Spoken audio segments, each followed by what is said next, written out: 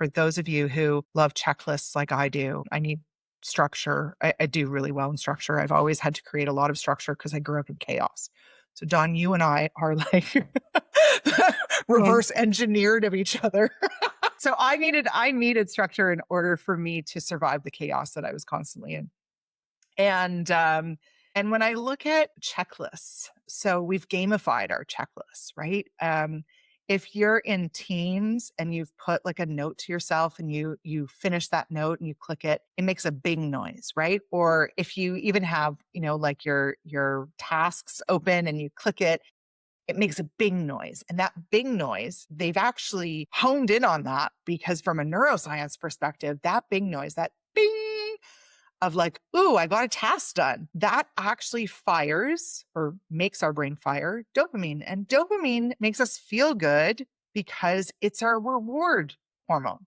And so it says to us, hey, your work matters. My effort matters. I'm making a meaningful contribution or impact. What's interesting about dopamine is that like, as long as you're getting that feedback, it's feeding your brain and it's giving you a good feeling.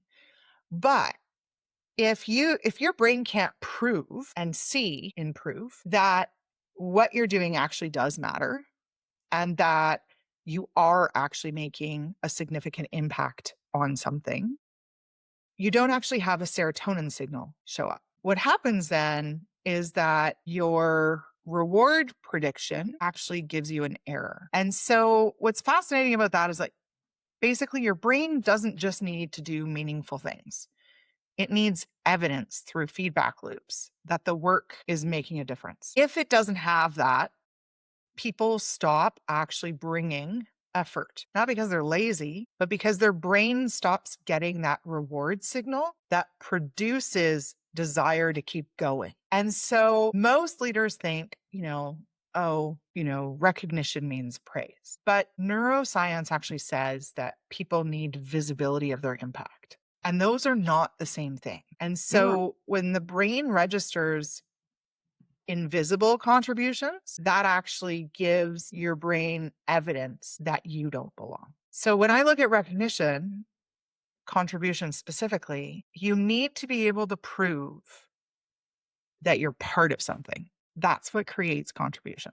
That's what makes you want to stay and continue to move through challenges and achieve something with other people. So what is a really simple way that people do that? Like praise, right? You mentioned that's not enough, but a lot of, I think things are praise adjacent, if you will. And so what is a real simple, practical way that people can actually visibly recognize someone and give them that positive reinforcement? Yeah, absolutely. So it can be as simple as saying, so you have to be specific. Dawn, your comment about the baggage that we bring forward or the trauma we bring into the workplace was actually really central to me being able to explain the next portion of belonging. We have to be able to say, and I'm using this example simply because you did this, Dawn, and so it's great for me to just be able to model it back to you. In a workplace, imagine that somebody has brought an idea to the table that was mainly, let's say it was dismissed. And then all of a sudden somebody brought it back and you built on it. And then you ended up with this, great outcome. A leader being able to say, this success actually needs to go back to, I'm going to use your name again, just Dawn, just because you're here. It needs to go back to Dawn. When Dawn said this, that actually made us think of XYZ, which brought us to taking action on this. So being able to say so-and-so, and what's fascinating is that, remember that my research started in the mining industry.